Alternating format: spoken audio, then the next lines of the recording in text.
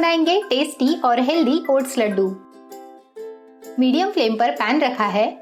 इसमें ऐड करेंगे 1 cup rolled oats. Medium flame पर 5 मिनट ड्राई रोस्ट करेंगे जब तक कि ये गोल्डन ब्राउन ना हो जाए।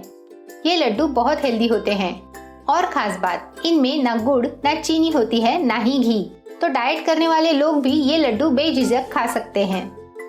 ओट्स अच्छे से रोस्ट हो चुके हैं, निकाल लेते हैं। पाव कप बादाम डालेंगे। लो फ्लेम पर बादाम ड्राई रोस्ट करेंगे।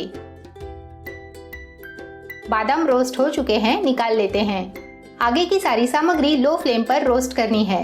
पाव कप काजू डालेंगे, रोस्ट करेंगे।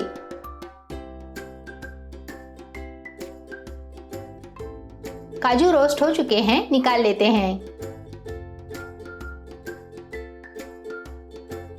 पाव कप कच्ची मूंगफली डालेंगे।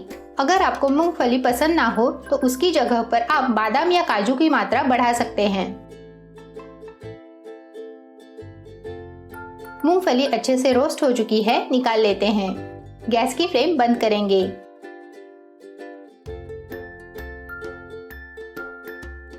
आधा कप डेसिकेटेड कोकोनट डालकर 1 मिनट रोस्ट करेंगे। डेसिकेटेड कोकोनट का कलर चेंज नहीं होना चाहिए, इसलिए गैस बंद करके रोस्ट करना है।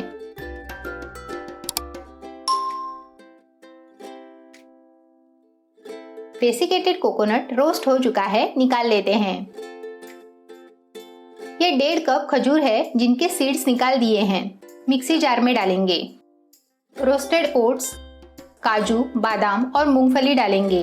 इस आधा कप डेसिकेटेड कोकोनट में से पाव कप डालेंगे और बचा हुआ लड्डू रोल करते समय यूज करेंगे।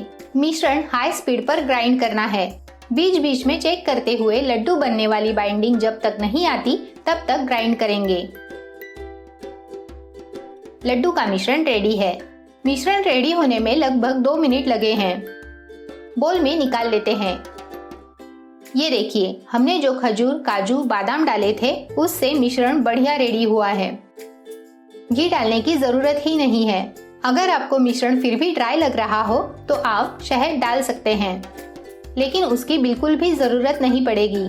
देखिए कितनी अच्छी तरह से लड्डू रोल हो रहे हैं। इस तरह डेसिकेटेड कोकोनट से कोट करेंगे।